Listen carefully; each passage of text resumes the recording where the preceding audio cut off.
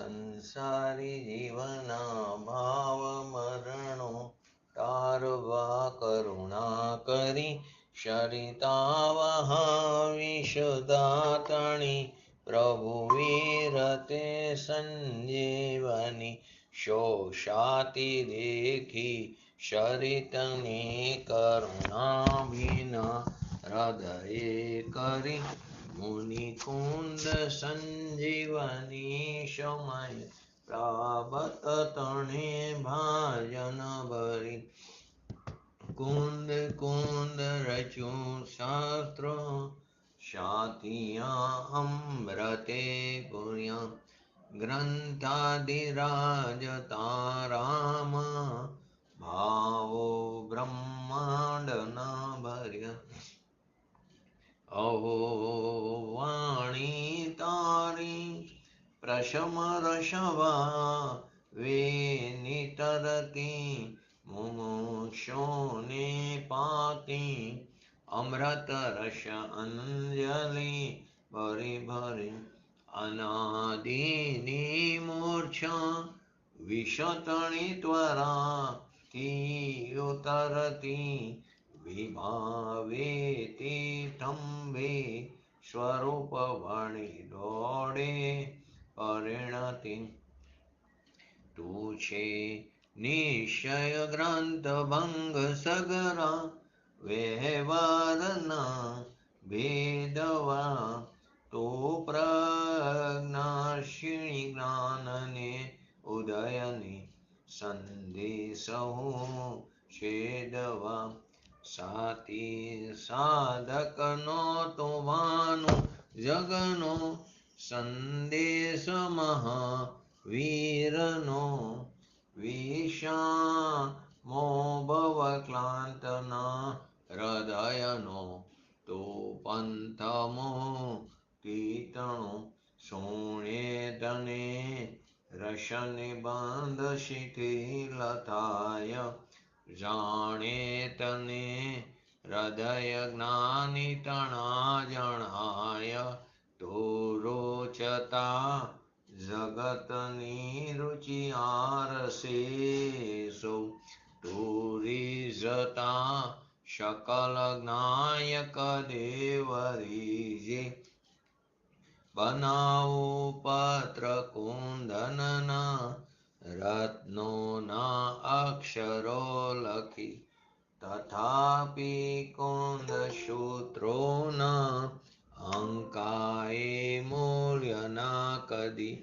તથાપી કાનવાણીના અંકાએ મૂલ્યના કદી નમો લિંગટાણંગ નમો સિદ્ધણંગ નમો હૈરણમ નમો વૈજણમ નમો લોય સવ શ્રવણમ ચતારી મંગલમ અરિહંતા મંગલમ સિદ્ધા મંગલમ શાહુ મંગલમ કેવલી પંતો ધમો મંગલમ ચતારી લોગટમાં અરિહંતા લોગટમાં સિદ્ધા લોગટમાં શાહુ લોગટમાં કેવલી પંતો ધમો લોગટમાં ચતારી શરણ ભોજામી અરિહંતે શરણ ભોજામી સિદ્ધે શરણ ભોજામી શાહુ શરણ ભોજામી કેવલી પંતો ધમો શરણ ભોજામી ઓમ નમો અરિહંતાણ સમયસર ગ્રંથાધિરાજ આપણે 92 અને 93 નંબરની ગાથા સંક્ષિપ્તમાં સમજ્યા હતા. દિવાળીનો પર્વ ચાલુ થઈ ગયો.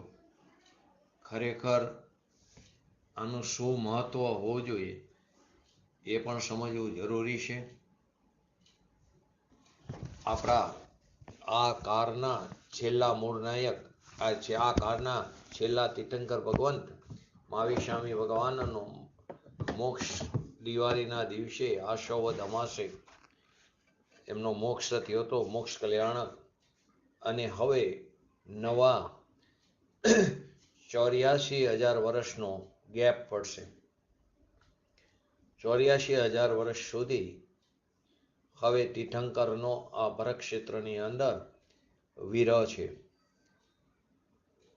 કેમ કે આ પંચમ કાળના 21,000 વર્ષ, છઠ્ઠા કાળના 21,000 વર્ષ, પાછો રિટર્નમાં આવે પહેલો જ, પરંતુ છઠ્ઠા જેવો એટલે એને છઠ્ઠો કહે છે, એના 21,000. પછી પંચમ કે જે ખરેખર બીજો કાળ, એના 21,000 એટલે 84,000 વર્ષ. એ પછી ધર્મનું પ્રવર્તન ચાલુ થશે.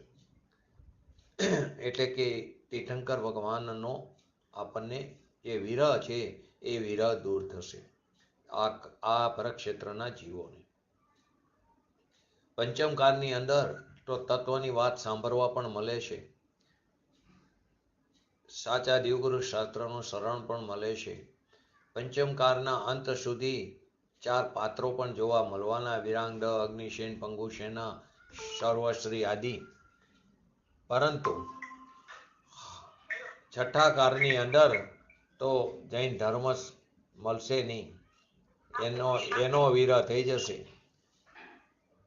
તો જે કોઈએ રુચિપૂર્વક તત્વની વાત સાંભળી હશે, સ્મરણ કર્યું હશે, તે છઠ્ઠા કાળમાં જન્મ નહીં લેજો એનો ભાવ હશે તો એ મહાવીર ભગવાનનો મોક્ષ અશ્વદ અમાસે થયો હતો.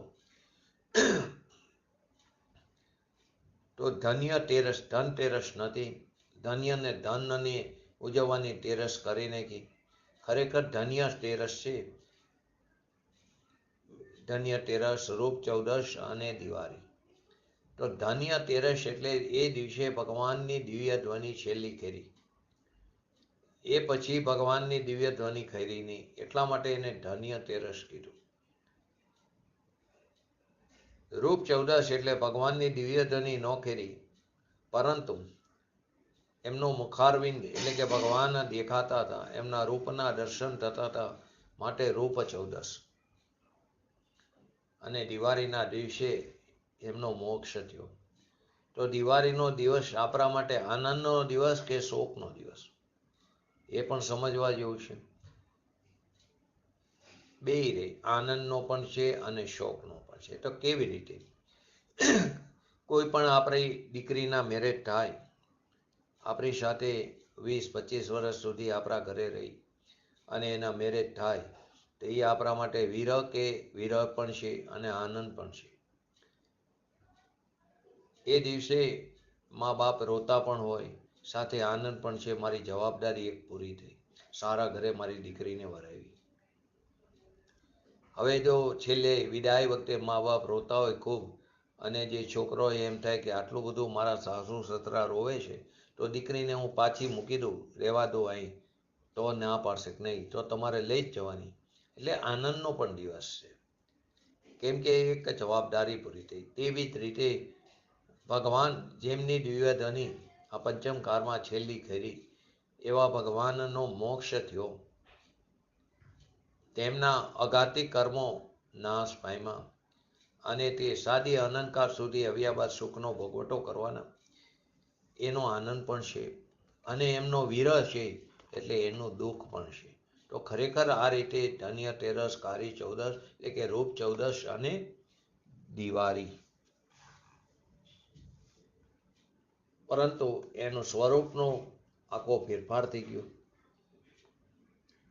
તો આવા પર્વની અંદર આપણે પણ આપણી આત્મ આરાધના કરી, આપણી આત્મ સાધના કરી, આપણે પણ શીઘ્રને શીઘ્ર આ દશા પ્રાપ્ત કરે એવા પુરુષાર્થને પ્રબળ કરવાની જરૂર છે.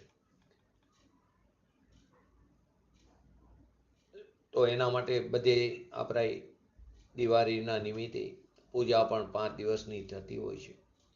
એટલો સમય તત્વની પૂજા એટલે કે ભગવાનની પૂજા, એટલે એમાં તત્વની વાત આવતી હોય છે. એ નિમિત્તે સ્વાધ્યાય આદિ થાય, એકાંત સ્થાનમાં ધર્મ ધ્યાનમાં વ્યતીત કરવો જોઈએ. પરંતુ લોકો અત્યારે આ દિવસોમાં ફરવા જતા રહેશે. કેમ કે એને 4 ગતિમાં ફરવાનો શોખ છે. એ ફરવા જાય છે અને એક ફરશે 4 ગતિમાં. ખરેખર આ દિવસ તો ખરેખર હર પર ક્ષણે ક્ષણ કિંમતી છે, પણ આ એક નિમિત્તે જીવ આત્મ આરાધના કરે. તો આવા સમયસાર ગાથા ગ્રંથાધિરાજ, એની આપણે 92 અને 93 નંબરની ગાથા, એની અંદર નિષ્કર્ષો હતો કે અજ્ઞાની જીવ કર્મનો કરતા થાય છે અને જ્ઞાની જીવ કર્મનો કરતા થતો નથી. તો 92 અને 93 નંબરની ગાથાનું હરિગીત લેજો જયંતિભાઈ.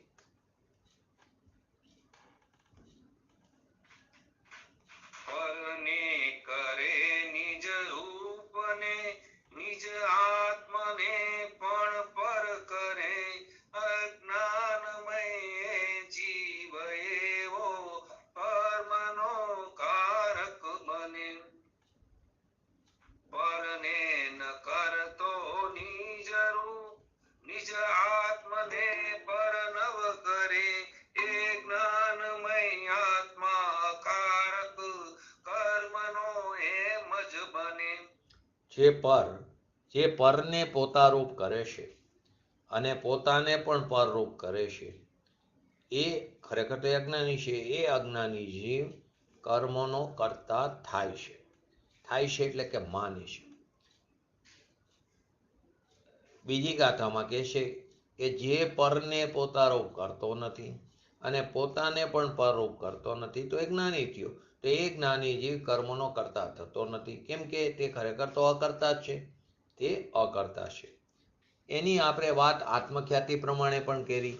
આત્મખ્યાતિમાં શું કીધું કે જ્યાં સુધી આ આત્મા અજ્ઞાનથી સ્વ અને પરમાં પરસ્પર, સ્વ અને પરમાં પરસ્પર તે ભેદ જાણતો નથી, એટલે કે વિશેષ અંતર જાણતો નથી, ત્યાં સુધી પરને તે પોતારૂપ કરે છે અને પોતાને પરરૂપ કરે છે. તો એ સ્વયં અજ્ઞાનરૂપ થયો તો એ કરતો જાય છે પોતાને પરરૂપ ને પરને પોતારૂપ. એવો સ્વયં અજ્ઞાનરૂપ થયો થકો તે કર્મોનો કરતા પ્રતિભાસે છે. પરંતુ જ્યારે આ આત્મા જ્ઞાન વડે, પોતાના જ્ઞાન વડે સ્વ અને પદના પરસ્પર ભેદને, વિશેષ અંતરને તે જાણે છે, જાણી લે છે, ત્યારે પરને તે પોતારૂપ તેમજ પોતાને પરરૂપ નથી કરતો.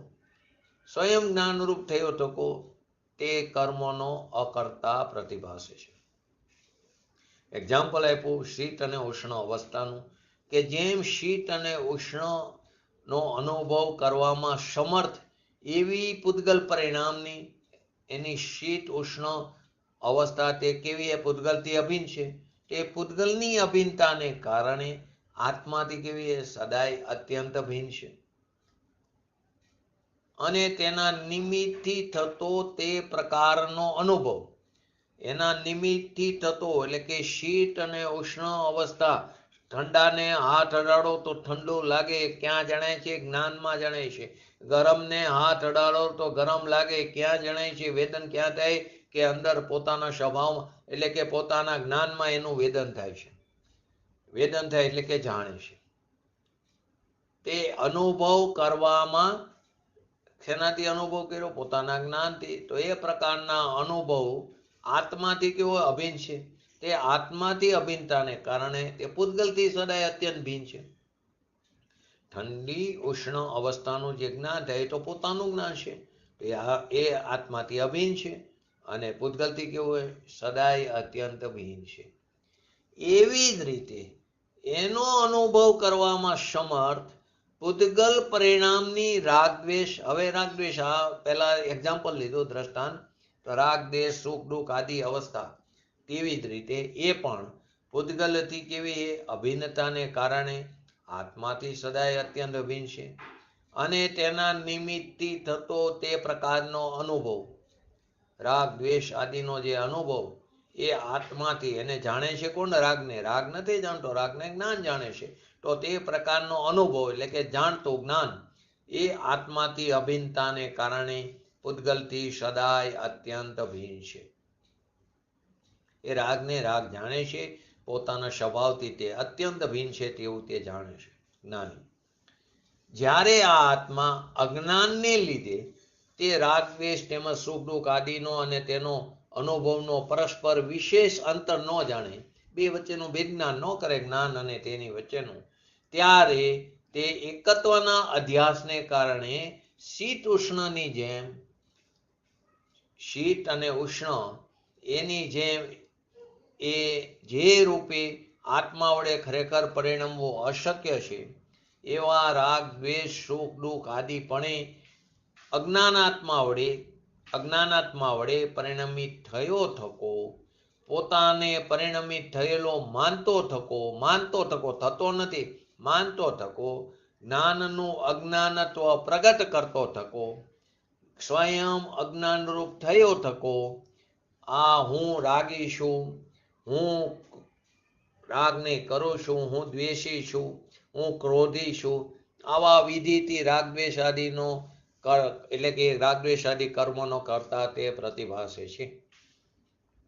જેમ શીત અને ઉષ્ણ અવસ્થા પણ એ પૂતગલની અવસ્થા છે, ઠંડો ને ગરમ, તે શીત ઉષ્ણની અવસ્થા વડે એ અવસ્થા પણ આત્માનું પરિણમિત થવું અશક્ય છે, કેમ કે એ પૂતગલની અવસ્થા એમાં આત્માનું પરિણમિત થવું અશક્ય છે. તેવી જ રીતે રાગદ્વેષ તેમજ સુખ દુઃખ આદિ અવસ્થા પણ આત્માનું પરિણમિત થવું અશક્ય છે. પંડિત જયચંદજી છાબડાએ પણ આ વાતને, આપણે ગયા સ્વાધ્યાયમાં બધું આવી ગયું છે, છતાં થોડુંક લઈને આગળ જઈ, પંડિત જયચંદજી છાબડાએ ભાવાર્થમાં પણ સમજાવ્યું કે રાગ દ્વેષ સુખ દુઃખ આદિ અવસ્થા પૂતગલ કર્મના ઉદયનો સ્વાદ છે. શીત ઉષ્ણતાની જેમ એ પણ પૂતગલ કર્મથી કેવું છે? અભિન્ન છે. અને આત્માથી કેવું છે? અત્યંત અભિન્ન છે. અજ્ઞાનને લીધે આત્માનું ભેદ જ્ઞાન ન હોવાથી તે શું જાણે છે કે આ જે સ્વાદ છે ને વેદન એ મારું જ છે. કારણ કે જ્ઞાનની સ્વચ્છતાને લીધે, જ્ઞાનની સપાટી સ્વચ્છતાને લીધે રાગદ્વેષાદીનો સ્વાદ શીત ઉષ્ણતાની જેમ તે જ્ઞાનમાં પ્રતિબિંબ થાય છે.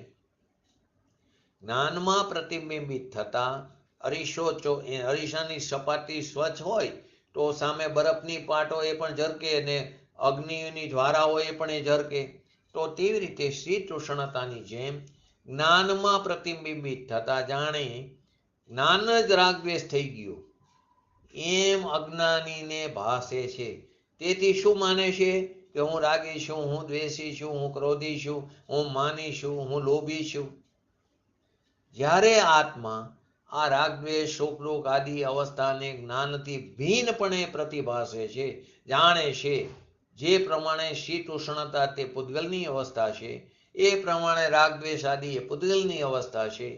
એવું એને જ્યારે વિવેકપૂર્વક ભેદ જ્ઞાન થાય છે, ત્યારે પોતાને તે કર્તાને પણ કેવો જ્ઞાતા જાણે છે એનો, અને રાગદ્વેષાદિ પૂતગલને જાણે છે. એમ થતા રાગદ્વેષાદિ કર્મોનો એટલે કે એ રાગદ્વેષાદિનો કર્તા આત્મા થતો નથી, માત્ર ને માત્ર તે જ્ઞાતા જ રહે છે. પૂજ્ય ગુરુદેવશ્રીએ પણ સ્પષ્ટીકરણ કર્યું કે રાગદ્વેષાદિ ભાવોનો કરતા 91 નંબરની ગાથામાં અજ્ઞાન ભાવથી આત્મા છે એમ કીધું. હવે અહીંયા એ જ પરિણામોને જડમાં નાખી દીધા, રાગદ્વેષાદિ પરિણામોને. કારણ કે અહીં વિભાવને સ્વભાવથી ભિન્ન પાડવું એ પ્રયોજન છે. રાગદ્વેષાદિ ભાવો જે છે તે જીવના સ્વભાવ નથી. જો સ્વભાવ હોય તો એનો ક્યારેય અભાવ ન થાય. તો પછી સિદ્ધ ભગવાનને પણ રાગદ્વેષાદિ હોવા જોઈએ. માટે તે જીવનો સ્વભાવ નથી, અને તે પરના સંગથી, પરના નિમિત્તિ, પરના લક્ષ્ય એ ઉત્પન્ન થયા છે. આથી તેને પૂતગલના પરિણામ છે એમ કહેવામાં આવ્યું. થાય છે જીવની પર્યાયમાં, પરંતુ તે પૂતગલના પરિણામ છે એમ કહેવામાં આવ્યું. ભગવાન આત્મા તો શુદ્ધ ચૈતન્ય સ્વરૂપ છે, આનંદનું સ્વરૂપ છે, આનંદનો નાદ છે. એના દ્રવ્ય ગુણની અંદર તો દ્રવ્ય ગુણની અંદર ત્રિકારપણામાં રાગ છે જ નહીં, પરંતુ પર્યાયમાં અશુદ્ધતા છે. સંસાર દશામાં તો પર્યાયમાં રાગ છે, અને એને અહીંયા પૂતગલ પરિણામમાં સમાવિત કર્યો. નિમિત્ત આધીન થવાથી તે દયા, દાન, વ્રત, તપ, ભક્તિ આદિ, કામ, ક્રોધ આદિ જે શુભાશુભ ભાવ થાય છે તેને બધાને પૂતગલ પરિણામમાં નાખ્યા. અને તે પૂતગલ પરિણામ છે તે પૂતગલથી અભિન્ન છે, અને તે પોતાના ચૈતન્ય સ્વરૂપ ભગવાન આત્માથી અત્યંત ભિન્ન છે.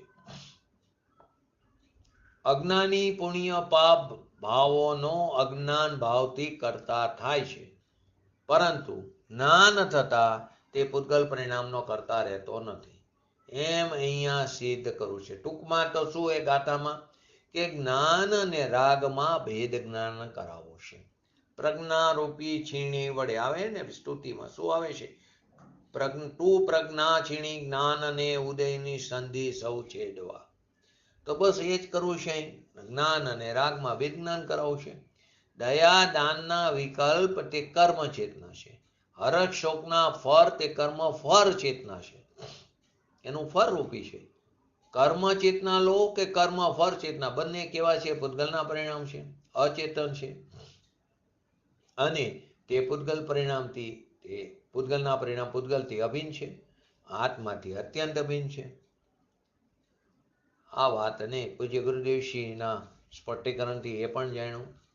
ટૂંકમાં રાગનું જ્ઞાન થયું તો એમાં ખરેખર રાગને કારણે જ્ઞાન નથી, જ્ઞાનને કારણે થયું છે. એ વાત આપણે છેલ્લે લીધી હતી. હવે પૂજ્ય ગુરુદેવશ્રીના પ્રવચનના આધારે આપણે 92 નંબરની ગાથાને સમજીએ. પરને કરે નિજ રૂપને, નિજ આત્મને પણ કરે. અજ્ઞાનમય એ જીવ એવો કર્મનો કારક બને. પહેલી કન્ડિશન કઈ? અજ્ઞાનથી. એટલે કે પોતાનો જે શુદ્ધ ચૈતન્ય સ્વરૂપ, જે ભગવાન આત્મા છે, ચૈતન્ય મૂર્તિ, કે જેનું સ્વરૂપ જ્ઞાન, દર્શન, આનંદ છે, એના અસ્તિત્વના, એનું જે અસ્તિત્વની સત્તાના સ્વીકાર વિના, પોતાના અસ્તિત્વની, પોતાની મોજૂદગીની, હયાતીના સ્વીકાર વિના, પોતાની હયાતી, પોતાની મોજૂદગી, પોતાનું અસ્તિત્વ શું છે? શુદ્ધ ચૈતન્ય ભાવે જીવ સ્વભાવ છે. હવે એનો સ્વીકાર નહીં કરતા, હું શુદ્ધ સ્વરૂપે છું, હું ચૈતન્ય સ્વભાવે છું, એવો સ્વીકાર નહીં કરતા અજ્ઞાનથી, ચૈતન્ય સ્વરૂપના અભાનથી, સ્વરૂપ તરફના બેધ્યાનપણાથી, એના સામર્થ્યતાનો સ્વીકાર નહીં કરતા આ આત્મા, એટલે કે પ્રત્યેક આત્મા અજ્ઞાનીનો પરનો અને પોતાનો પરસ્પર વિશેષ, એટલે કે તફાવત ન જાણતો હોય ત્યારે, એવો ભેદ જ્ઞાન નથી કરતો વિવેકપૂર્વક, તો પરનો અને પોતાનું પરસ્પર વિશેષ, એટલે કે તફાવત ન જાણતો હોય ત્યારે એ આત્મા, એ અજ્ઞાનીનો આત્મા, તે અજ્ઞાનીનો જે આત્મા છે પરનો, એટલે કે પુણ્ય પાપ વિકારી પરિણામનો, રાગ દ્વેષ આદિ વિકારી પરિણામનો, કેમ કે રાગ દ્વેષ સુખ દુઃખ રૂપની કલ્પના એ બધા કેવા છે? વિકારી પરિણામ છે. અને પોતાનું શુદ્ધ ચૈતન્ય સ્વરૂપ એ જ્ઞાન સ્વરૂપ છે, આનંદ સ્વરૂપ છે, સુખ સ્વરૂપ છે. બંને રિવર્સ છે. જાણવાનો સ્વભાવ એ આત્માનો છે. જાણવાનો સ્વભાવ આત્માનો છે. જાણવામાં હંમેશા કોઈ દોષ નથી રહેતો. જે જાણી છે એને પોતાનું માનવામાં દોષ છે. તો જાણવાનો સ્વભાવ તે આત્માનો છે. અને રાગ અને દ્વેષ, હરખ શોક આદિ જે કલ્પના છે, હરખ શોક આદિ કલ્પના, એ બધાને પર સ્વભાવ, એ બધો કેવો? પર સ્વભાવ છે. એ આત્મા પોતાનો ત્રિકારી સ્વભાવ નથી, પર સ્વભાવ છે. ભગવાન આત્માનો એ સ્વભાવ નથી. રાગ દ્વેષ હરખ શોકની કલ્પના આદિ જાણવાનો સ્વભાવ આત્મા, જ્ઞાતા દ્રષ્ટા એ આત્માનો સ્વભાવ છે. પરંતુ રાગ દ્વેષ હરખ શોકની કલ્પના એ બધાને પર સ્વભાવ છે, પરમાં નહીં.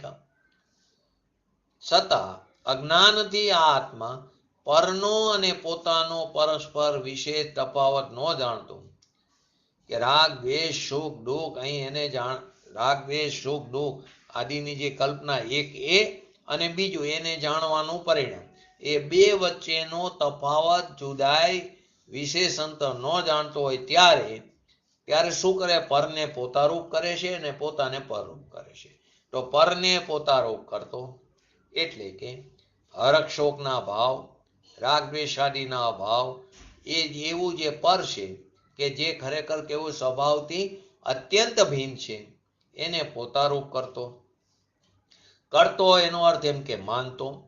એ પરને પોતારૂપ માનતો, કરતો એટલે માનતો, અને પોતાને પર કરતો એટલે પોતાને પરરૂપ માનતો. અને પોતે જાણનાર જે છે એક એ અવસ્થા થઈ. અને બે વસ્તુ થઈ, બે વચ્ચેનો ભેદ કરવાનો, જ્ઞાન અને રાગનો. અને પોતે જાણનાર જે જ્ઞાનાદિના જે પરિણામ છે એને અને રાગ દ્વેષ અને સુખ રૂપને કરતો. પોતે જાણનાર છે, જ્ઞાનાદિના પરિણામ એના છે, એને રાગ દ્વેષ અને સુખ દુઃખ રૂપે કરે. એ જે સ્વ છે તેને પરરૂપ કરે છે, એને રાગ દ્વેષ અને સુખ દુઃખ રૂપ કરે, પોતાને પરરૂપ કરે છે. એકબીજાને નિમિત્તિક સંબંધ છે, કર્તા કર્મ સંબંધ નથી. એને અહીંયા કરતા પણ અજ્ઞાની પોતાના સ્વરૂપના ભાન વિના, ચૈતન્ય સ્વરૂપના ભાન વિના એ રાગ દ્વેષ અને હરખ શોકની જે કલ્પના છે, ખરેખર તો રાગ દ્વેષ એ પૂતગલની દશા છે. એને અંતર ચૈતન્ય જ્ઞાયકપણે પરિણમવું જોઈએ એમ ન માનતા એને ખરેખર તો પોતાના શુદ્ધ ચૈતન્ય સ્વરૂપપણે પરિણમવું જોઈએ એવું ન માનીને એ હરખ શોક જે પરના લક્ષ્ય ઉત્પન્ન થયા છે, પરના સંગે ઉત્પન્ન થયા છે, પરના નિમિત્તે જે ઉત્પન્ન થયા છે, એને પોતાનો માનતો, પોતાને કરતો અથવા પોતાને માનતો. એટલે કે પોતાનું જે શુદ્ધ ચૈતન્ય જ્ઞાન સ્વરૂપ છે એને રાગદ્વેષ અને સુખ રૂપે થયો માનતો.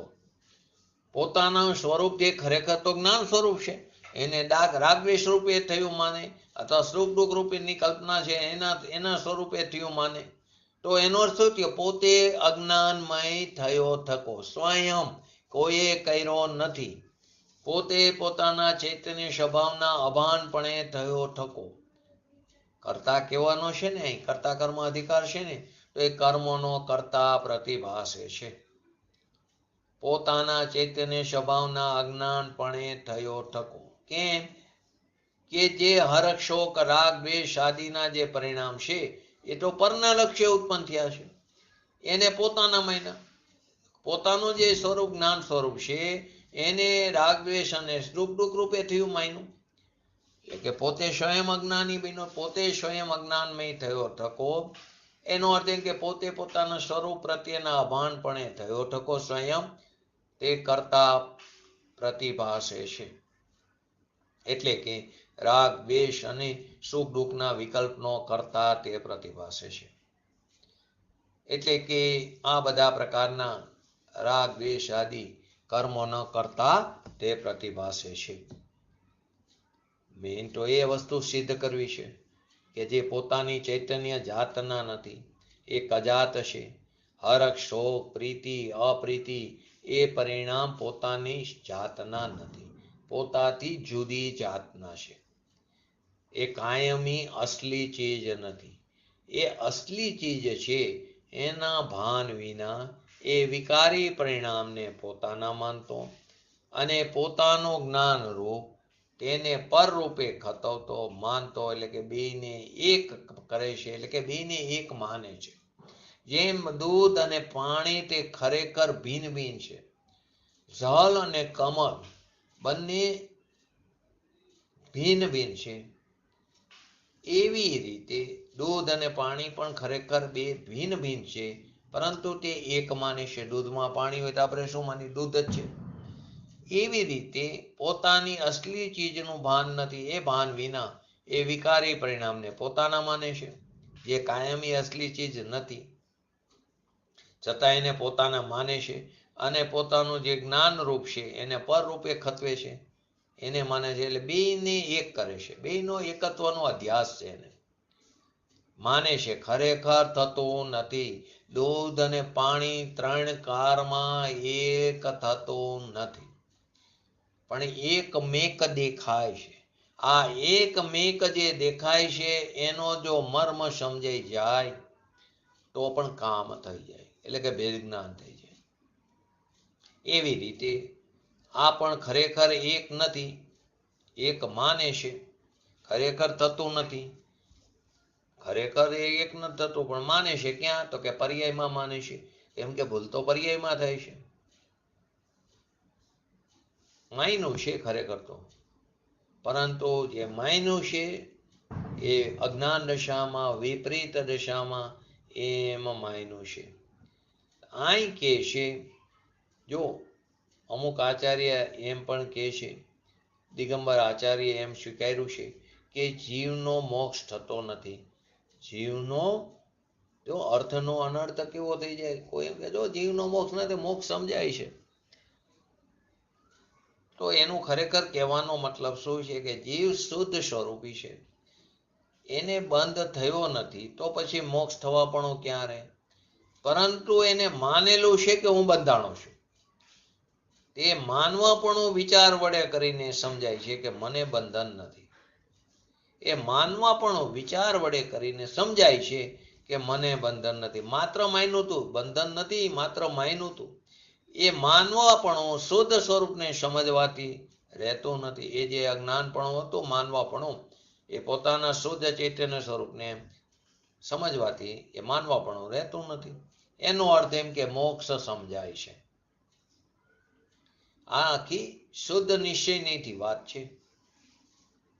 પણ પર્યાર્થિક નહીં વાળો કોઈ જીવ હોય, એ સ્વસ્થ બે નહીને ન સમજતો હોય, તે નહીને વર્ગીને એ આચરણ કરે તો રખડી મળશે. પંચ પરાવર્તન.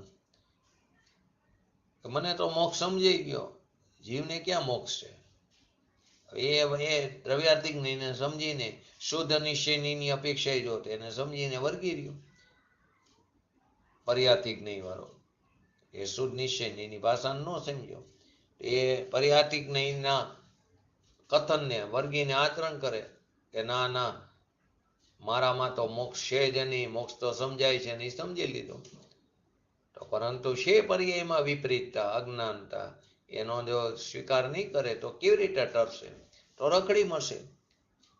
માટે જે માયનું છે એને ટાળવું તો પડશે વિપરીત. તો વસ્તુ તો જેમ છે તેમ છે. રાગપણે થયો એવું એ માયનું, તેનો અર્થ એવો નથી કે રાગપણે થયો છે. વસ્તુ થોડી રાગપણે થાય છે, એ તો બધી પર્યાયમાં અશુદ્ધતા છે. માટે સમયસારમાં વાત બહુ જ સ્પષ્ટતાથી કરી છે. માટે સમયસાર જ્યારે પહેલું મળ્યું, હાથથી લખેલું, છપાણું પણ નહોતું, તો પહેલા જે મળ્યું તો એને જેની પાસેથી મળ્યું એને તો કિંમત ન હોય એટલી, પણ જેની કિંમત હતી એને એનો ઠારી લાવીને હીરા ઝવેરાતથી એને વધાવ્યું. એટલું અમૂલ્ય વસ્તુ છે. બહુ સરસ દ્રષ્ટાંત આપ્યું છે પૂજ્ય ગુરુદેવશ્રી. એક જણની આ નીલમણી ઘણા બધા હતા, પરંતુ એને એનો ખ્યાલ નહોતો. તે કંદોરાની અંદર નીલમણી રહી ગયું. એ નાવા પડ્યો તો પાણી લીલું થઈ ગયું. તો અહીંયા કાંઠા ઉપર ઝવેરી ઊભો હતો. એને ખ્યાલ આવી ગયો, એને બોલાવ્યો ઓલાને કે મારા ઘરે જો 1000 સોનામણની 1000 વખાર છે, એક સોનામણની 1000 વખાર ગોદામ, તો મને એક મણી દે તો ને બધું આપી દઉં. તો ઓલાને એમ થાય કે હું તો જ્યાં રહેતો હતો ત્યાં આવા આના તો ઢગલા હતા, પણ મેં તો એની કઈ કિંમત ન કરી, મને આની કઈ ખબર ન પડી. એમ આપણી સાથે ત્રિકાર ભગવાન આત્મા અનાદિકાળથી છે, પરંતુ એ તરફનો સ્વીકાર નથી, એ તરફનું લક્ષ્ય નથી, એની કિંમત નથી. એની કિંમત આંકીને ને જ્યાંની જેની કિંમત આંકવાની નથી એની કિંમત આંકવામાં પર્યાયને વેડફી રહ્યા છે. ઝવેરીને એને કિંમત હતી તો એને તરત પરખી લીધું. એમ જ્ઞાની પણ પરખી લે છે પોતાના સ્વભાવને, પરંતુ અજ્ઞાની જીવ એને પરખતો નથી. ઝવેરી પારખે, કોઈ ભરવાડના હાથમાં આવ્યું હોય એને તો આ ખબર નથી, ગોવાર હોય ગાયનો ચરાવવાવાળો, એ હીરો આવ્યો તો એ બકરીના કાનમાં કાણું પાડીને એમાં જડી દેશે, એને એની કિંમત નથી, એને એની ખબર નથી. અહીં કે છે આચાર્ય કે અજ્ઞાનથી આ આત્મા પરનો અને પોતાનો પરસ્પર વિશેષ તફાવત અંતર ભેદ ન જાણતો હોય, એટલે કે પોતાનો ચૈતન્ય સ્વભાવ અને રાગદ્વેષ આદિ વિકારી પરિણામ, સુખ દુઃખ આદિની કલ્પના, એ પર છે અને એને જાણનારું જ્ઞાન પોતાનું છે.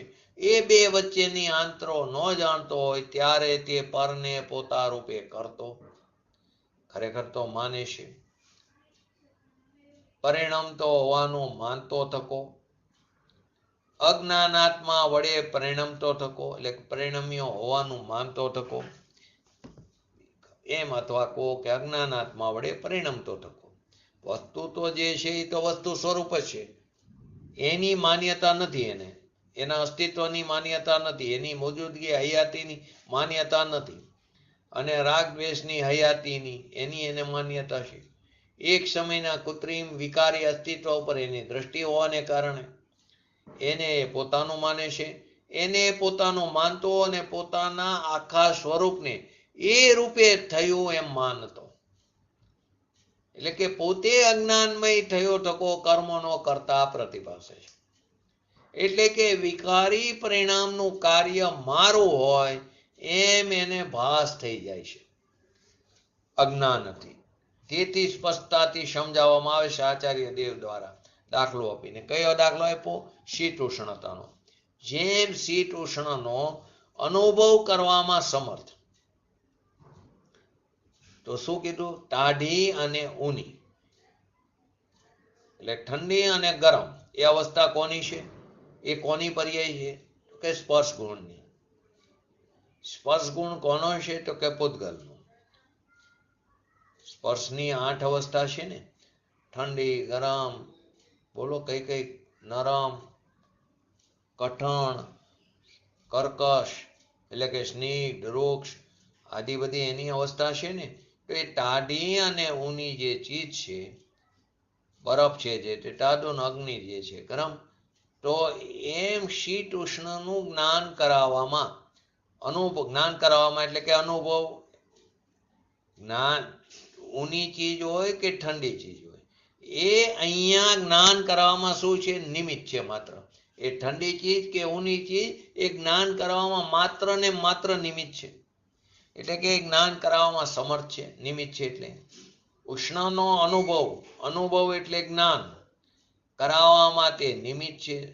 સમર્થ એટલે જ્ઞાન કરાવવામાં નિમિત્ત, એટલું બસ. તેવી શીત ઉષ્ણ પૂતગલ પરિણામની અવસ્થા છે ખરેખર તો. એ પૂતગલના પર્યાયની અવસ્થા છે. એનાથી પૂતગલથી તે કેવી હોય? પૂતગલની અવસ્થા, પૂતગલની પર્યાયની અવસ્થા તો પૂતગલથી અભિન્નપણાને લીધે, એટલે કે શીત એટલે કે ઠંડી અને ગરમ અવસ્થા પૂતગલથી અભિન્ન છે, પૂતગલથી એકમેક છે. તો એ એનાથી એકમેક છે. તો આત્માથી કેવી? સદાય અત્યંત ભિન્ન છે. તે આત્માથી કેવી છે? સદાય અત્યંત ભિન્ન છે.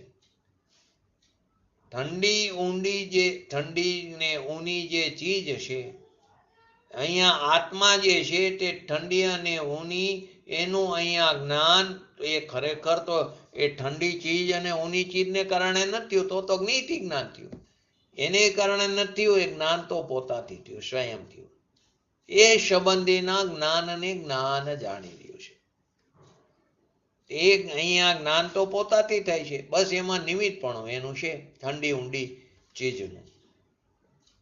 કારણ કે જ્ઞાન તો યથાર્થપણે જાણે છે કે ઠંડી, તો એ ઠંડી અને ઊની જે ચીજ છે એમ અહીંયા જ્ઞાન કરાવવામાં સમર્થ, એટલે કે નિમિત્ત રૂપે, કે તે શીત છે, તે ઉષ્ણ છે, એ જે અવસ્થા છે તે પૂતગલથી કેવી? અભિન્ન છે.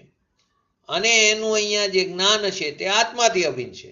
ઓલી પૂતગલથી અભિન્ન છે, એને એનું જાણનારું જે જ્ઞાન છે તે આત્માથી અભિન્ન છે. તો શીત ઉષ્ણનો અનુભવ એટલે કે એનું જ્ઞાન, એટલે કે એને અનુસરીને થતું જ્ઞાન કરાવવામાં, શીત ઉષ્ણને અનુસરીને થતું જ્ઞાન કરાવવામાં એ માત્ર ને માત્ર નિમિત્ત છે. કોણ? શીત અને ઉષ્ણ અવસ્થા. અને એ શીત ઉષ્ણ અવસ્થા એ પૂતગલ પરિણામની અવસ્થા છે. અને તે પૂતગલથી કેવી છે? એક છે અથવા તો અભિન્ન છે.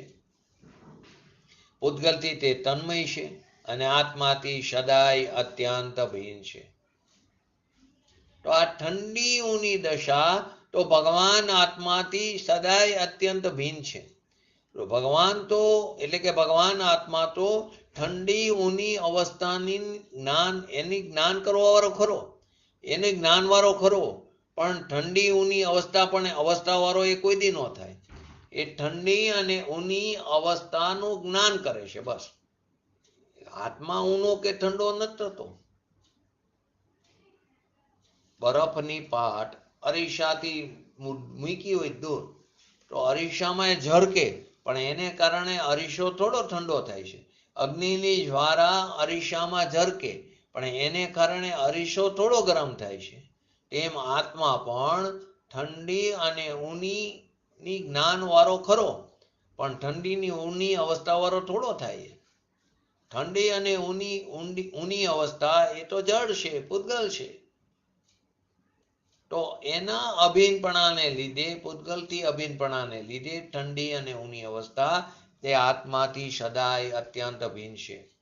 અને તેના નિમિત્તે થતો તે પ્રકારનો અનુભવ, ઠંડી અને ઊની અવસ્થાના નિમિત્તે થતો, ઠંડુ હોય તો ઠંડા પ્રકારનો અનુભવ, ગરમ હોય તો ગરમ પ્રકારનો અનુભવ. અનુભવ એટલે જ્ઞાન. તે જ્ઞાન થાય છે કે આ ઠંડુ છે, આ ગરમ છે. તો તે પ્રકારનો અનુભવ, કારણ કે જો તે પ્રકારનો અનુભવ ન થાય તો જ્ઞાન શું જાણે? બીજું જ્ઞાનનો સ્વભાવ છે જેમ છે, જેવું છે તેવું જાણો. માટે તે પ્રકારનું જ્ઞાન, જેવું છે તે પ્રકારનું જ્ઞાન, તે પ્રકારનું જ્ઞાન અહીંયા આત્મામાં પોતાના શુદ્ધ ચૈતન્ય સ્વરૂપમાં થયું. તો એ પ્રકારનું જ્ઞાન તે આત્માથી અભિન્નપણાને લીધે પૂતગલથી સદાય અત્યંત ભિન્ન છે. પૂતગલની ઠંડી અવસ્થા, પૂતગલની ગરમ અવસ્થા, એનાથી અહીંયા જે જ્ઞાન થયું, આપણા પોતાના ચૈતન્ય સ્વભાવની વાત છે, એ જ્ઞાન થયું. એમાં એ નિમિત્ત ભલે હોય, નિમિત્ત તરીકે સમર્થ છે, પણ એ પૂતગલ, એ અવસ્થા પૂતગલથી એક છે. અને એનાથી પોતાનું જે જ્ઞાન થયું શીત ઉષ્ણનું, એ પૂતગલથી ભિન્ન છે. અને એ અવસ્થા જ્ઞાન આત્માથી પછી અભિન્ન છે. ફરીવાર શું કીધું? પૂતગલની ઠંડી અવસ્થા હોય કે પૂતગલની ઊની અવસ્થા હોય, એ અવસ્થાથી અહીંયા જે જ્ઞાન થયું પોતાના સ્વરૂપમાં, પોતાની પર્યાયમાં, એ જ્ઞાન થયું જાણવા રૂપી. એમાં એ ભલે નિમિત્ત હોય ઠંડી અને ઊની અવસ્થા, નિમિત્ત તરીકે સમર્થ છે, પણ એ અવસ્થા પૂતગલથી એક છે, અભિન્ન છે. અને એનાથી પોતાનું જે શીત અને ઉષ્ણ અવસ્થાનું જે જ્ઞાન થયું એ પૂતગલથી ભિન્ન છે.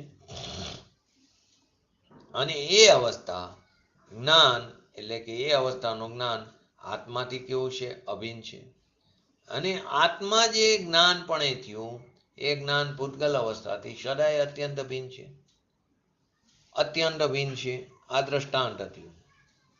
કોઈ પણ અવસ્થા લો, લાકડું લો, સુવારું હોય, ખરબચડું હોય, તો જ્ઞાન પણ એમ જાણે, કેમ કે જેમ છે તેમ જાણે છે, તો જ્ઞાન પણ એમ જાણે કે આ સુવારું છે. એમાં નિમિત્ત એ સુવારાપણાનું નિમિત્ત છે. એ સુવારા એટલે કે લીસાપણાની અવસ્થાથી એ પૂતગલથી અભિન્ન છે, એટલે લાકડાથી અભિન્ન છે. પણ એ લીસાપણાનું જે જ્ઞાન થયું એ થયું અહીંયા પોતામાં. તો એ જ્ઞાનની પર્યાય, એ જ્ઞાનની પર્યાયથી એ લીસાપણો તે ભિન્ન છે. અને એનું અહીંયા જે જ્ઞાન થયું લીસાપણાનું, એ આત્માથી અભિન્ન છે. સુખડની વાત લો. સુખડ છે, એ સુખડ જે છે તો આપણે એને ખરેખર તો અડતા પણ નથી.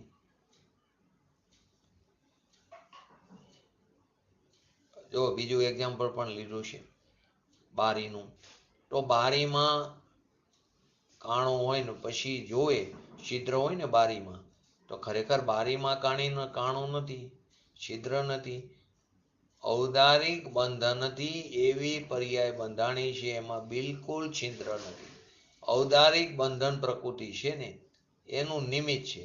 આ રજકણ એવા બંધાણા, એમાં એ જે રજકણ એમાં બંધાણા એમાં છિદ્ર જરાય નથી. એમ અહીંયા પણ છિદ્ર નથી. જ્ઞાન પોતાની પર્યાયથી જાણે છે. જ્ઞાન પોતાની પર્યાયથી એને એમ લાગે છે કે એ છિદ્ર છે. એમ છે નહીં. આખું બંધન ઔદારિક બંધન પ્રકૃતિ છે, સંઘાતન પ્રકૃતિ. રજકણ ભેગા થઈને બંધન થયું છે. એ બંધન થયું એમાં ક્યાંય છિદ્ર નથી. એમ આત્મા પણ અંદર પડ્યો છે, તો આમ કાણાથી જોવે છે એમ નથી. એ તો પોતાની આત્માની સ્વતઃ પર્યાય ચીજ છે. નિમિત્ત તરીકે ભલે સમર્થ હોય, પણ પોતાની પર્યાયમાં છિદ્ર વિના, કાણા વિના, અંદરમાં બારીમાં જેમ ખીડકીમાં જે કાણું નથી, બારી નથી, એમ એને જે ભ્રમ પડી ગયો કે એને કારણે એમ નથી, ભ્રમ કીધું તો કે નિમિત્ત છે, બાકી જાણવાને અનુકૂળ છે, પણ એ નિમિત્તના કરતા વિના એ જ્ઞાનની પર્યાય સ્વયં સ્વતંત્ર થાય છે. જો ઝવેરી હોય હીરાને દેખે તો એકાકાર થઈને જોવે, તો એકાકાર જોઈને જોવે તો અંદર જે કાણું છે તો આત્મા અંદરથી એવી રીતે જોતો હશે. આત્માના પ્રદેશ જે છે એ કાંઈ એ કાણામાંથી થોડા દેખતા હશે. જાણવાની પર્યાય તો અંદરથી થાય, પોતાથી થાય છે, અને એ છિદ્રના આશ્રય વિના, છિદ્ર છે નહીં પણ આશ્રય શું, આ છિદ્ર નથી એવું બંધન પાક્કું છે, એને લઈને નહીં. આ છિદ્ર નથી એવું બંધન પાક્કું છે, એટલે કે એને લઈને નહીં. છિદ્ર વિનાની અવસ્થા એટલે કે જીવના જ્ઞાનમાં નિમિત્ત તરીકે સમર્થ ભલે હોય, અનુકૂળ ભલે હોય, પણ એ છે તો એને લઈને જ્ઞાનનું કાર્ય થાય છે એમ નથી. એટલે કે જ્ઞેયને કારણે જ્ઞાન થતું નથી. ચીજની કરતા સિવાય જ્ઞાનનું કાર્ય પોતાથી પોતાને કારણે પોતામાં થાય છે. શીત અને ઉષ્ણ અવસ્થા જે છે, ઠંડી અને ગરમ પૂતગલની, એ અહીં જ્ઞાન કરવામાં નિમિત્ત છે, સમર્થ છે, અનુભવ કરવામાં સમર્થ છે. એટલે કે જ્ઞાન કરવામાં સમર્થ એટલે કે નિમિત્ત છતાં એ ઠંડી અને ઊની અવસ્થા છે, માટે અહીંયા જ્ઞાનનું કાર્ય થયું એમ નથી. ઠંડી અને ઊની અવસ્થા જે છે તે પૂતગલથી અભિન્ન છે, અને એ સંબંધીનું અહીંયા જે જ્ઞાન થયું, ઠંડી અને ઊની અવસ્થા સંબંધીનું જે જ્ઞાન થયું, એ જ્ઞાન પર્યાયથી એટલે કે ઠંડી અને ઊની અવસ્થા તે તદ્દન એ જ્ઞાન પર્યાયથી કેવી ભિન્ન છે. આવો અલૌકિક માર્ગ છે, જુદી જાતનો. આપણું સામર્થ્યતાની આપણને ખબર નથી. ખરેખર જુઓ તો આખું શરીરનું બંધારણ રૂપે અંદર અખંડ છે, છતાં ભગવાન આત્મા જાણવાનું સ્વયં કાર્ય પોતાથી કરે છે. આ બધી 5 ઇન્દ્રિય છે, દ્રવેન્દ્રિય, જડ ઇન્દ્રિય, અનુકૂળ રૂપે નિમિત્ત કહો, પણ એ નિમિત્તના કરતા સિવાય જ્ઞાનનું કાર્ય પોતાથી થયું છે. શીત અને ઊની અવસ્થા એનું જાણવાનું જે જ્ઞાન, એ શીત ઉષ્ણની અવસ્થા જાણવામાં અનુકૂળ નિમિત્ત હોવા છતાં એ શીત ઉષ્ણની અવસ્થા કર્યા વિના જ્ઞાન જીવે પોતાથી કર્યું છે. જ્ઞાનની અવસ્થા એ શીત ઉષ્ણને જાણવાની અવસ્થા, જાણવાની જે આત્માથી તે એક છે, એટલે કે જ્ઞાનની અવસ્થા તે આત્માથી અભિન્ન છે, અને એ અવસ્થાથી શીત ઉષ્ણની અવસ્થા જે પૂતગલની અવસ્થા તે અત્યંત ભિન્ન છે. બસ આ વાત છે. કેવી રીતે પ્રકારનો અનુભવ એટલે કે જ્ઞાન કરાવવામાં સમર્થ એવી રાગ, દ્વેષ, સુખ, દુઃખ આદિ રૂપે પૂતગલ પરિણામની અવસ્થા એ ખરેખર ચૈતન્યની અવસ્થા નથી ગણી. અહીંયા એને પૂતગલની અવસ્થા કીધી છે, રાગ, દ્વેષ, સુખ, દુઃખ આદિની. રાગ, દ્વેષ, સુખ, દુઃખની કલ્પના આદિ, હર્ષ, શોક, રતિ, અરતિના પરિણામ એ બધાના પરિણામ ખરેખર તે પ્રકારનો અનુભવ કરવામાં સમર્થ એટલે કે નિમિત્ત છે, તે જ્ઞાન કરાવો. જેવો રાગ છે તેવું જ અહીંયા જ્ઞાન થાય છે, જેવો દ્વેષ છે તેવો જ અહીંયા જ્ઞાન થાય, જેવી કલ્પના સુખની થાય તેવું જ અહીંયા જ્ઞાન થાય. જ્ઞાન તો એવું ન થાય ત્યારે બીજું શું થાય? જેવું છે તેવું જાણે. જેવી દુઃખની કલ્પના છે તેવી અહીં જ્ઞાન થાય. એટલે કે સુખ દુઃખના અને રાગ દ્વેષના પરિણામ એ આત્માને તે પ્રકારનો અનુભવ કરવામાં, જ્ઞાન કરાવવામાં સમર્થ એટલે નિમિત્ત છે.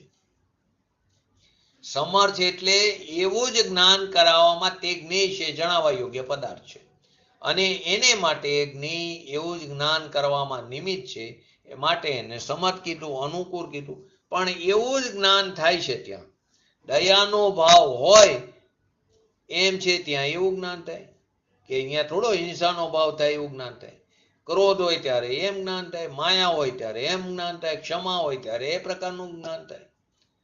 જ્ઞાનનો સ્વભાવ જ એવો છે કે જેવો જ્યાં ક્રોધ માન માયા રાગ દ્વેષ આદિ થયા તો તે પ્રકારનું જ્ઞાન થવામાં એ વસ્તુ ભલે નિમિત્ત તરીકે સમર્થ હોય પણ તે પ્રકારનું જ્ઞાન થાય એ પોતાથી પોતાને કારણે. મોઢામાં મરચો આદિ કઈ તો તીખાશ આવે,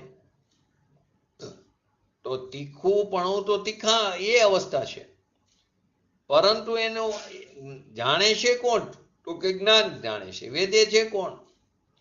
તે આત્મામાં જ્ઞાન કરાવવામાં એ સમર્થ છે, માત્ર ને માત્ર નિમિત્ત છે. તીખું જે વસ્તુ છે એ તો જ્ઞેય છે, પ્રમેય છે. તો પ્રમેય તો તે પ્રકારના પ્રમેય જે છે તે પ્રમેય તો પ્રમાણમાં તે પ્રકારે પ્રમેય થાય ત્યારે તેને પ્રમેય કીધું. અને એથી પ્રમેયથી જ્ઞાન થયું એમ નથી. એટલે કે જ્ઞેયથી જ્ઞાન થતું નથી એમ કેવું છે. તેવી જ રીતે તે પ્રકારનો અનુભવ કરવામાં સમર્થ છે શ્રી કૃષ્ણનો અનુભવ. એવી જ રીતે રાગ દ્વેષ શોક દુઃખ આદિ પૂતગલ પરિણામની જે અવસ્થા છે જે ખરેખર પોતાના ચૈતન્ય સ્વભાવની પર્યાય નથી, એ પ્રકારનું તે જ્ઞાનની પર્યાય જે જાણે છે તે ચૈતન્યની છે. તો પૂતગલ પરિણામની અવસ્થા પૂતગલથી અભિન્ન છે અને એને જાણવા વાળી જ્ઞાનની પર્યાય તે આત્માથી અભિન્ન છે. તો ખરેખર તો રાગ દ્વેષ અને સુખ દુઃખની પર્યાય તો પૂતગલના નિમિત્તના લક્ષ્ય થયેલી નિમિત્તથી એક છે એનાથી અભિન્ન છે.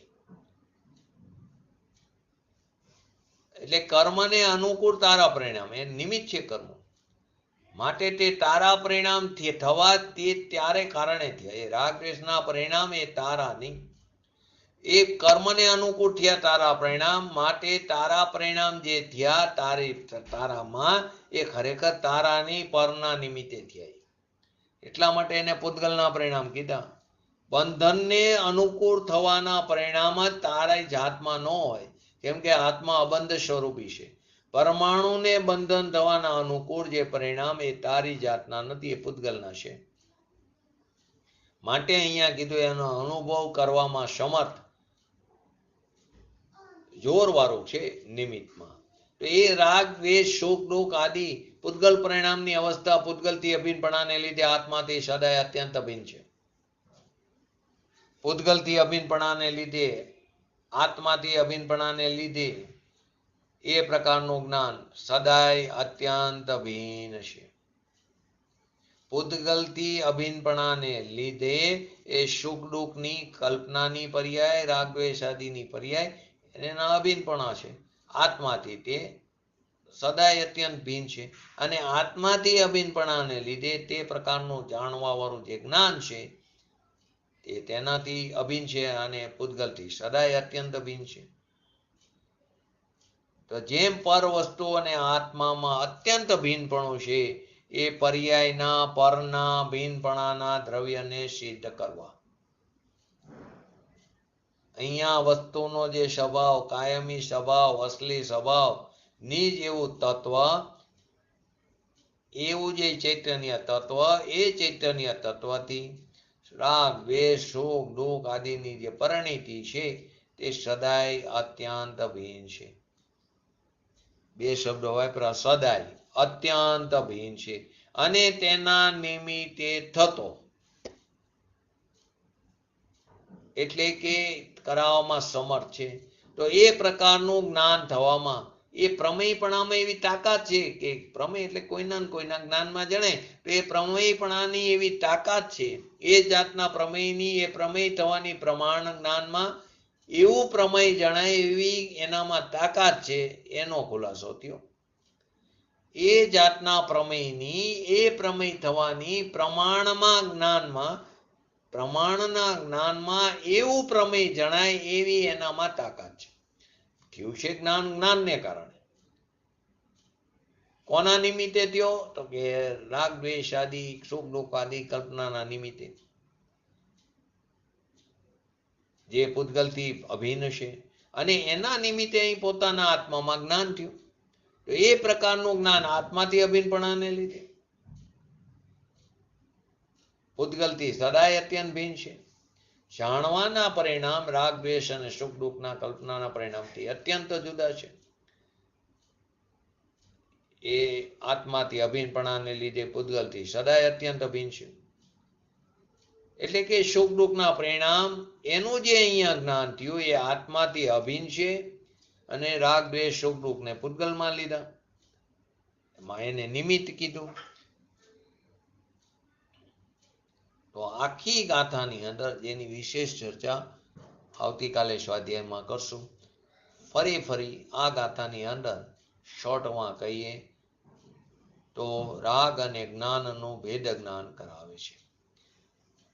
રાગ દ્વેષ એટલે કે વિકારી પરિણામ એ તારો સ્વભાવ નથી, ત્રિકારી. એ ખરેખર જુઓ તો પર્યાયનો વિભાવ સ્વભાવ છે. પરના નિમિત્તે ઉત્પન્ન થાય છે. પરના નિમિત્તે ઉત્પન્ન થાય છે પોતાની પર્યાયમાં, પણ એ સમયની પર્યાયની એવી જ યોગ્યતા છે, એ સમયની પર્યાયના એના પોતાની એવી જન્મક્ષણ એવી જ હોનાર છે, અને એ સમયે એ પર્યાયના પોતાના સૃષ્ટકારકોને કારણે ઉત્પન્ન